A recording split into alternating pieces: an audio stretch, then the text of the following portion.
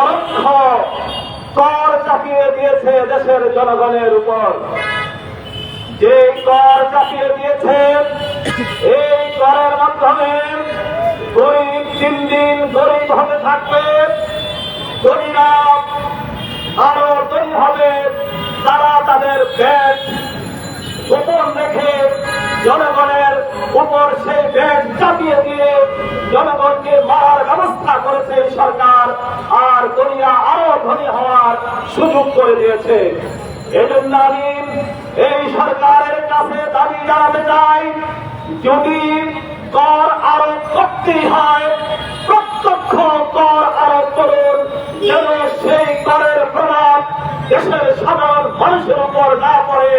ধনীরা তাদের সম্পদের কর দিবে, তার দায়ভার গরিবরা নিবে না। ভাইরা আমার, আমি পরিষ্কার বলতে চাই, যে সমস্ত ঋণ খেলাপিরা হইল এই দুর্নীতিবাদের তালিকা দেখতে পাইনি। আমি জোর দাবি জানাচ্ছি, অবিলম্বে সরকারকে সমস্ত ঋণ খেলাপি এবং কারা কারা দেশের টাকা বিদেশে পাচার করেছে তাদের তালিকা করে জনসম্মুখে প্রকাশ করতে হবে। আমার তাদেরকে আইনের আওতায় এনে তাদের উপযুক্ত বিচার করতে হবে।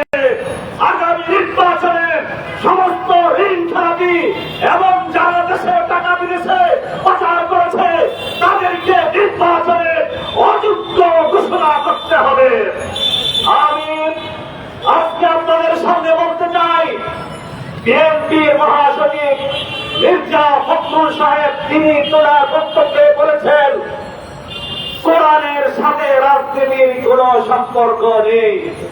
আমি মির্জা সাহেবকে জিজ্ঞাসা করতে চাই, ঠিক এই মুহূর্তে জাতি যখন আওয়ামী লীগ এবং বিএনপির দুরাচার দুর্নীতিকে অতিষ্ঠ, এদেশের মানুষ যখন কোরআনের শাসন দেখতে যাচ্ছে, জনগণ যখন ইনসাফের সরকার দেখতে যাচ্ছে, ঠিক এই মুহূর্তে আপনি কোরআনের রাজনীতি নেই এই ধরনের বক্তব্য বলে কি বোঝাতে চাচ্ছেন? আপনি মূলত আগামী দিনে আওয়ামী লীগের মতো কিভাবে দুর্নীতির মাধ্যমে দেশ পরিচালনা করবেন, দুর্নীতির পথকে আপনি উন্মোচন করার জন্য রাজনীতিকে কোরআন থেকে সরিয়ে দিয়েছেন।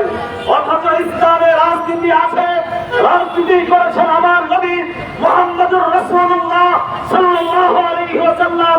কোরআনের রাজনীতি পরিহার করার কারণে আজকে দুর্নীতি, দুরাচার, লুটপাটে দেশ ভরে গেছে, অপরাধীদের কোন বিচার হচ্ছে না। আমি মির্জা ফখরুল ইসলামের এই বক্তব্যের তীব্র নিন্দা এবং প্রতিবাদ জানাচ্ছি এবং বলতে চাই, অবিলম্বে তিনি তার বক্তব্যকে প্রত্যাহার করে জাতির কাছে প্রকাশ্যে ক্ষমা চাইতে হবে। ভাইরা আমার, আজকে বাংলাদেশ খেলাফত আন্দোলনের এই মানববন্ধনে পরিষ্কার দাবি জানাতে জিন্দাবাদ, খেলাফত আন্দোলন জিন্দাবাদ। সংগ্রামী সাথী ও বন্ধুগণ, আমরা আপনারা লক্ষ্য করেছেন হযরত হাফিজ হুজুর রহমাতুল্লাহ আলাইহি প্রতিষ্ঠিত বাংলাদেশ খেলাফত আন্দোলন সব সময় অন্যায়ের বিরুদ্ধে সোচ্চার থাকে, সমস্ত জালেমের বিরুদ্ধে মজলুমের পক্ষে কথা বলে। সংগ্রামী সাথী ও বন্ধুগণ, বাংলাদেশ খেলাফত আন্দোলন বর্তমানে লক্ষ্য করেছে